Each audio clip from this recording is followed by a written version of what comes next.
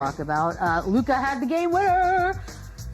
Big win in OT, 127, 125 for LA. That's really the game winner right there to me. Yeah, well, that's, you can make that argument. Doncic finishes with 30, 11, and 13. Reeves, 32 points. Jokic with his customary triple-double, 24, 16, 14. Jamal Murray with 5 points, 1 of 14 from the field. That happens sometimes with Jamal Murray. It's so frustrating. However, the Lakers do have the tiebreaker, should we need that, because they've won the season series. 8 of their last 9 have been victories. They've beaten the Knicks, the T-Wolves, and now the Nuggets. And the only loss was also against Denver. That was on the road. Yeah. Again, I say this every time we talk Lakers. I don't get them. What's happening? Well, first of all, Luka is on an absolute heater. Like, he is, sorry, he is scoring in so many different ways. He is being more efficient. And when you can get 60, 65 points a night from AR and Luka, this team is even more dangerous. If you sprinkle in 20 to 25 points from guys like Rui and Smart. They add Luke Kennard at the deadline, who provides more shooting. And then you have LeBron James doing what LeBron James does, is kind of all those little things, the point forward type of guy. The play, I don't even know if we have the video of it. There was a play where he absolutely put his whole body and dove on the floor at 41 years old. I'm like, it is ridiculous the kind of effort that he's still bringing to this team. So, yes, are they still not a great defensive team? No doubt. Are they a poor rebounding team, an offensive rebounding team? No doubt. But when AR can do what he's doing and Luka's hitting shots like this, and what's he averaging? 30, 38 points, 39 points over the last stretch here. Like, this is why this team has a chance, because they are so explosive offensively. Now they're going to have to score 140, 150 points a game in a playoff series, because they cannot get stops. But when they get going like this offensively, they're one of the best offenses in the NBA. Yeah, they've taken a lot of heat, Lou, and it's been kind of funny to watch. I mean, they're sitting third in the West. It's crazy. This team's third in such a good conference. You wouldn't know the way we sort of speak of them in the collective we. Luka averaging in his last 5, 38, 48% from the field, 41% from 3, almost 10 rebounds, 8 assists a game. Tim McMahon over at ESPN said, and I think this is actually funny because of the way we talk about basketball, that now Luka's actually underrated because of how much criticism he's been taking as of late. I kind of love the theory on this, Lou. What do you think? Not buying. Listen, Beetle, Chandler, y'all already know my rule. You can't make $100 million and be underrated. Fair. How about 200? How about 200? Right. And especially if your name is Luka Doncic, you can't be an underrated basketball player in the National Basketball Association and play on the Lakers and average 38 points over a course of a season in stretches. You can't be underrated. I understand what the point that he's trying to get across. You know, it's kind of going under the radar compared to some of the media coverage and attention that some of these other guys are getting. But that's who the Lakers need Luka to be. They need him to be a dynamic scorer and put 30 to 35 on a plate every single night for them to be able to eat. That's who they have to be. I think the Lakers should lean into being a team and say, hey, we're a decent defensive team. We don't jump off the paper. We have our struggles. You know who we are? We need to be a high caliber scoring offensive team, and let's just lean into it. Let that be our identity. We need to go out and put 135, 140 on the board every single night for us to go out there and have a successful night and beating some of these top teams in the West and giving ourselves a chance to come out of the West and compete for a championship. We got to absolutely outscore everybody. And that's what Luka Doncic is. That's why you bring in somebody like him, because it's only 1 or 2 guys around. Actually, it's nobody in the world that outscores Luka Doncic and him being the leading scorer in the league. He's that type of guy. So if that is the makeup of your best player on your team right now, you got to lean into that being your identity. So I think the Lakers have found something, or I think they know something. They're just in denial about it and wanting to be a top-rated defensive team.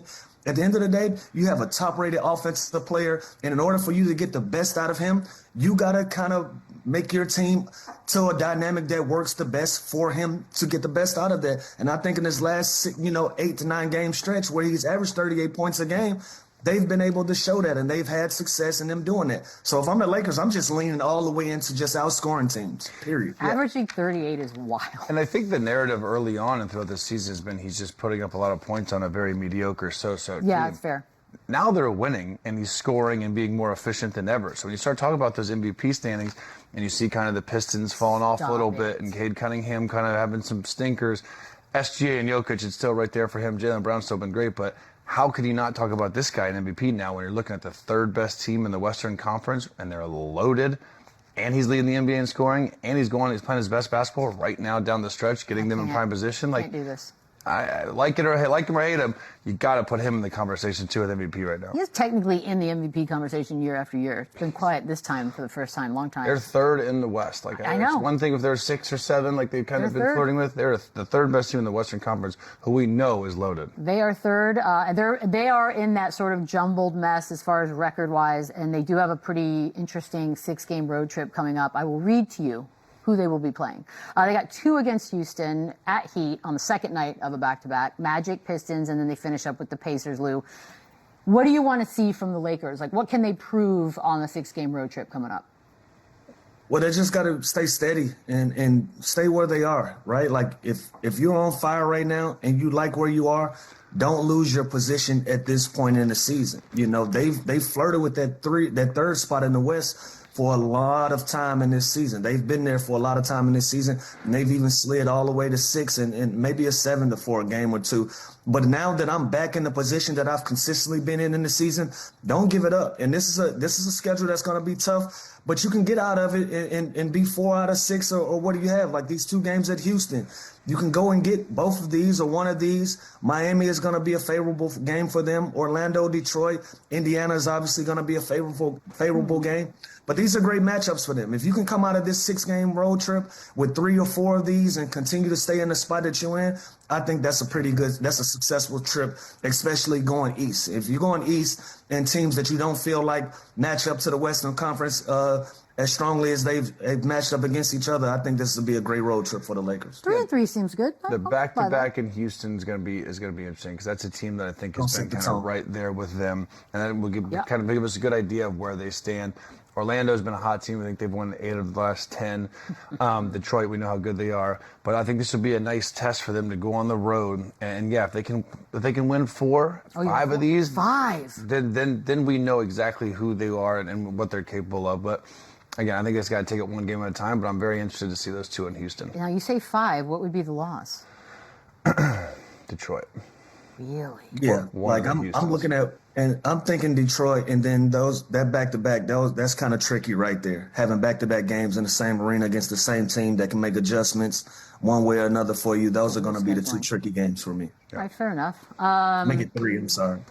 I think 3-3 is golden. Jokic, 27th triple-double he's of pretty good. the season. Over the weekend, George Karl said that his MVP award should actually be 5 because he did lose. That was the controversial year with Joel Embiid. Everybody's arguing all the time. And then, of course, he lost to SGA. You buy on that? 5? Yeah, and LeBron should have 13. Also fair. Like it's not always the best player that gets the MVP award. And again, we always have difficulty, especially on our show.